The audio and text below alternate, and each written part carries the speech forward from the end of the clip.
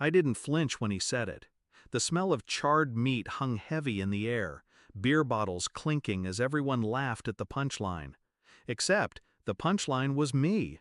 Old enough to pay rent or get out, Dad said loud enough for the neighbors to hear. Everyone laughed. My uncles, my cousins, even my sister. Mom smiled that cruel little smile that never reached her eyes. I forced a smile too, because what no one realized was I had already signed the closing documents the day before. Growing up, I was the one who kept the house running. My paycheck went to bills. Electricity, water, Wi-Fi, all in my name.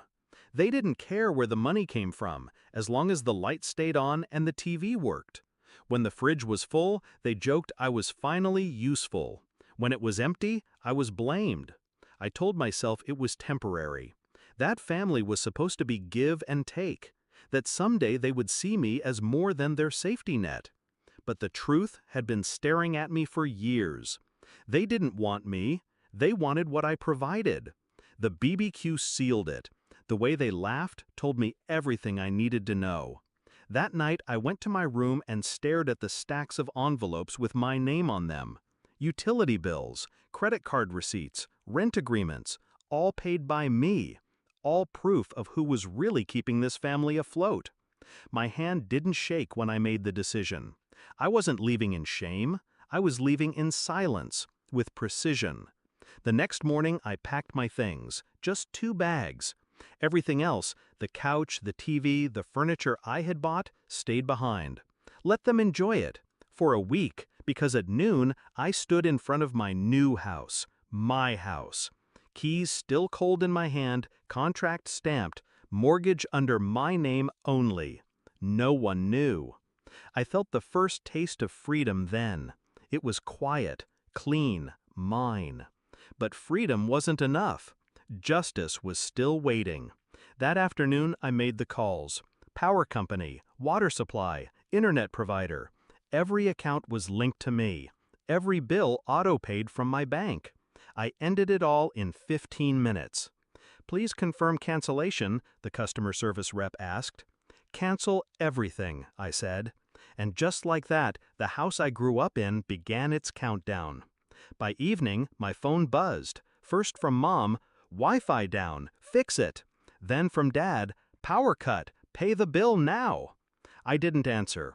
I poured myself a drink, sat on the floor of my new living room, and listened to the silence. By nightfall, the calls turned to threats.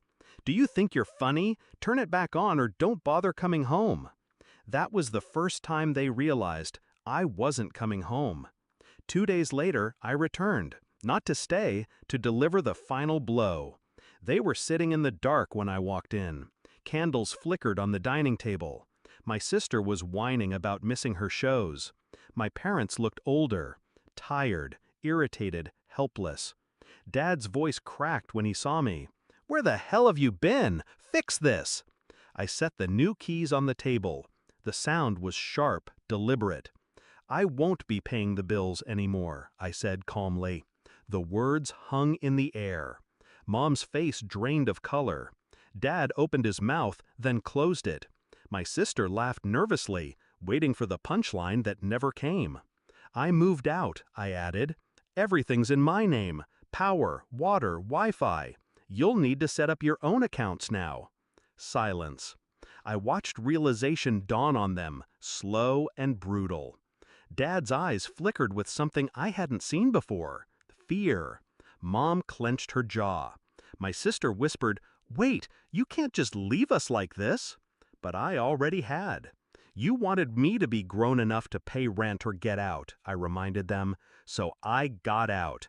And now you'll see what this house costs without me. No yelling, no revenge speech, just truth." The next day, I received a message from the landlord. Rent hadn't been paid. My parents had never transferred a dime. It had always been me. Without me, eviction was inevitable. I didn't reply. Instead, I unpacked in my new house. I filled my fridge with food no one else would touch. I set my own Wi-Fi password. I turned on every light just because I could. It wasn't about punishment anymore. It was about freedom. about finally cutting the chain. Weeks later, my sister texted me from a borrowed phone. "We're staying with Aunt Lisa until Dad figures things out. Hope you're happy." I was, because for once, my paycheck went to me, my life, my future. They thought they could laugh at me, belittle me, drain me. But I had the last word. Quiet, sharp, permanent. Now, every time I drive past that old house, dark and empty, I don't feel bitterness. I feel clarity. They thought I was just a wallet, a tool, a joke. But I was the foundation. And when I pulled myself out, the whole house crumbled.